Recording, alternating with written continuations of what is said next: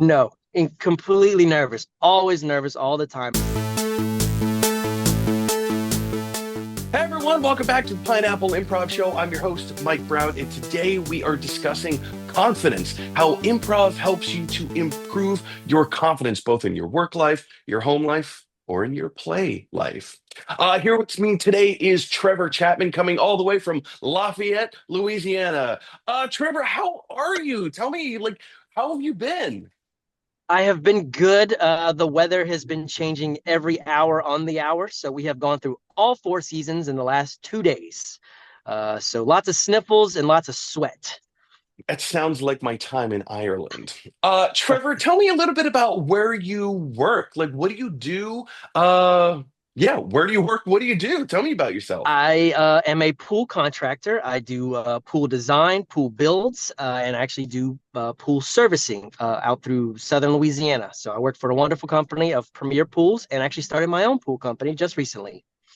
Hey, what's the name of it? Let's give it a little plug. Knockout Pool Service. Knockout Pool Service. That's incredible, man. Congratulations. Thank you. Entrepreneurial work is not the easiest. So hats off to you, man. Tell me a little bit about what it is to be a pool designer and contractor.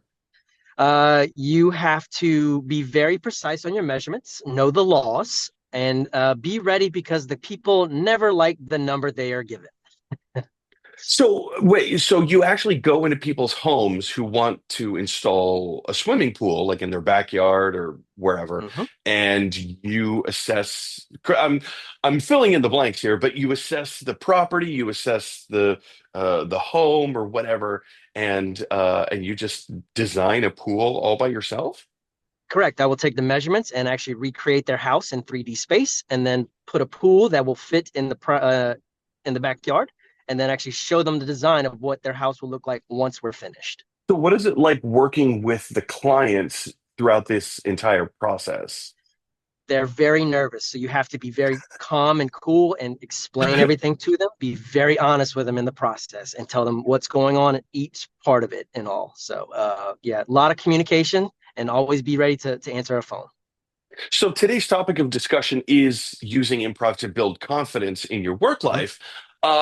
What are some challenges that you face with confidence and your clients, either from your perspective or from theirs?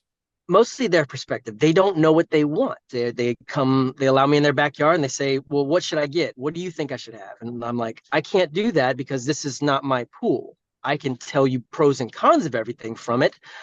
So I have to be confident in what I'm explaining to them so that way I know what they're willing to pay for and what they can afford. I'm always willing to show them the dream pool and give them all the bells and whistles. But if something that they need a little bit more affordable, then I'm here to help them. It's always a spectrum of ability to help. Have you always, because you strike me as a very confident individual, like you're very self-presenting, you appear to be very polished, you don't have that deer in headlights syndrome that I talk about a lot. Um, have you always been this way? No, no, completely nervous. Always nervous all the time. There have been so many times I've stuttered and been like, I will find something out for you. I don't know, and I don't like to say those things. I like to be able to answer those questions in the moment and be present with my customers. So what changed? Improv has changed. It has helped me greatly because learning to say yes and to listen better has helped me to understand what my customers were trying to reach or achieve and how I can help them achieve that in the process. I love that that is so there in improv there are so many different exercises and games that we can play that illustrate a myriad of different applications, confidence being just one of like 10,000 different applications. There's another game that that's reminiscent of to me, which is what are you doing? It's a short form game. I Ah, don't know if you've ever played What Are You Doing, but I've uh, heard of it. you Yes. Yeah, so if I start playing basketball, but Mhm. then I have to tell you that I'm grilling burgers. So then you start grilling burgers, and I ask you, "What are you doing?" And then your brain wants to say, "I'm grilling burgers," but you have to say something completely Ah, different. yes, I'm yes. Okay. building miniature airplanes, so I start building miniature airplanes. You ask me, Mike, what are you doing? I can say anything except for building miniature airplanes, and it just keeps going back and forth, Hmm. right? So Interesting. it Okay. unlocks that other part of your brain to help you realize that you can do two things at once, right? It helps to get those gears turning in your brain a little bit, so that Mhm. um, you're not freezing in the moment when you get caught off guard, when you're put on the spot, kind of thing, right? I can give you actually a quick story about it. So I had one customer. We were literally in her backyard, and while she's asking me questions about pools, I'm drawing her pool with string and spray paint, and she's asking about hot tubs. And I said, okay, cool. I can just draw you one right here, so you can just kind of see a quick overview of what it's going to look like before I take it to my computer and make you a 3D model. The entire time, I found out about her family. I found out what her needs were. That she had, I think multiple sclerosis, so that gave me products that she could utilize to help with her health. Wow. So we had a wonderful conversation. Her husband's a musician. I got to know so much about her while still doing my job. And that I love that because that adds, first of all, that those are needs that you hadn't anticipated, and Mhm. now you can adapt your product specifically, like make a custom product just for her and her Yep. family that hopefully is much appreciated. Oh, it's very, she's used it to this day, and she's had quite a lot of good health experience. So she gets to do water aerobics for her multiple sclerosis, and she's actually built up a little bit better strength in her time and all that. So she's very happy. Trevor, I want to pivot just a little bit, and if you're up for it, I'd like to play a little improv game with you called Ask the Expert. This is the game that Ooh, helps kind of build confidence a little bit, as well okay, as, kind of thinking on the spot. But, we're focusing on the confidence aspect of it. let's So do it. here's how the game works. I'm going to tell you that you are an expert in the field of something you are not an expert in, but now you have to pretend like you know all the ins and outs of this particular thing and deliver me like a really short TED talk. Are you up for it? I'm up for it. Yes, and Oh, yes, and let's do it. All right. So, Trevor, I'm looking around my room right now and I hmm. see necklaces. I'm seeing pearl necklaces. Can I want you to be an expert in pearls, just pearls. Okay. You are a pearl expert and you're here to deliver a TED Talk for us.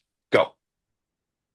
Hello, I am Jacques. I come from the wonderful world of Michigan, where I am an expert in pearls. I know everything from the incandescence to the strength to what you need to feed the exact clams to get the perfect pearls. Jacques, you mentioned that you are in Michigan. What is it about the water in Michigan, freshwater, I assume, that helps you find the perfect pearls as opposed to anywhere else in the world that has salt water?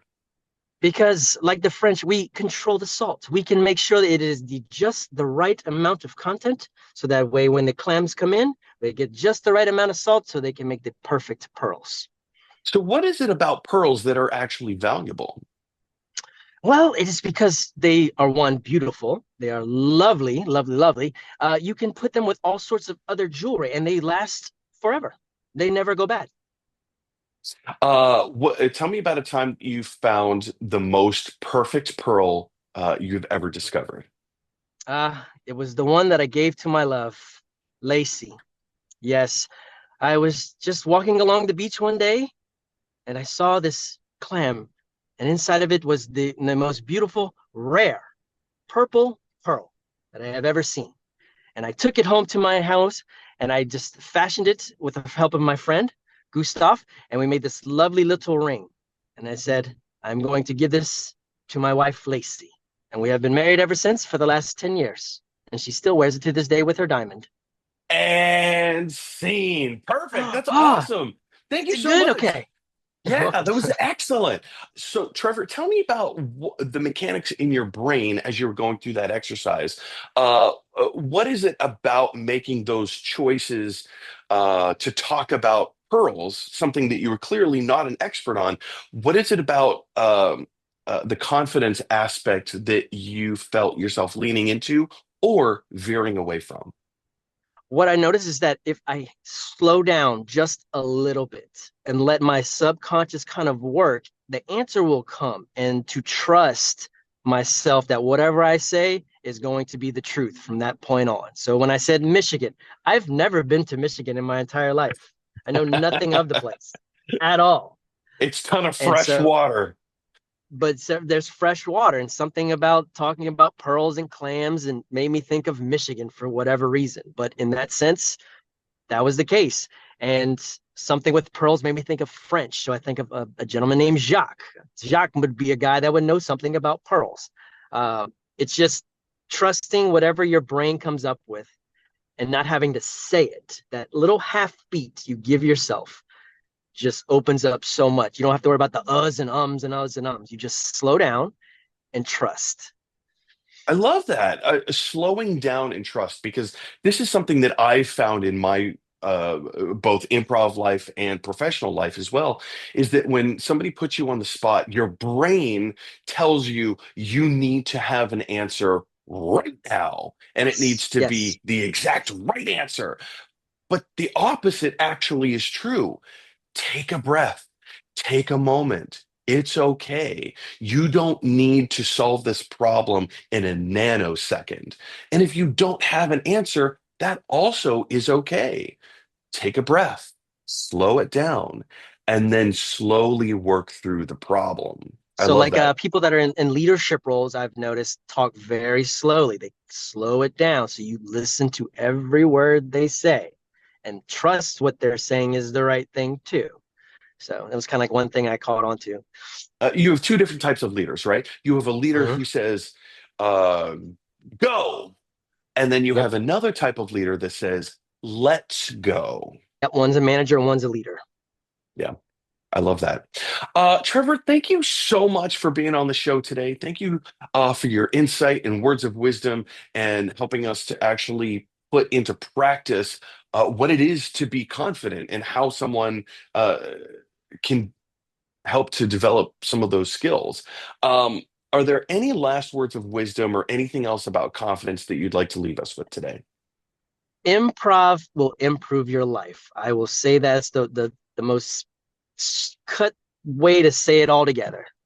Just try it. We do it all the time and have fun. That's what this life is about, and do good for others. That's, I don't know, that's what it feels to me. Improv will improve your life and do good for others. I think that's the best advice we could all take away from this. Trevor, thank you again so much for being on the show today. For everyone else watching, thank you so much for watching. We will be back next week with another super duper, super packed informational episode here on the Pineapple Improv Show. Have a great week, and we'll see you next Wednesday.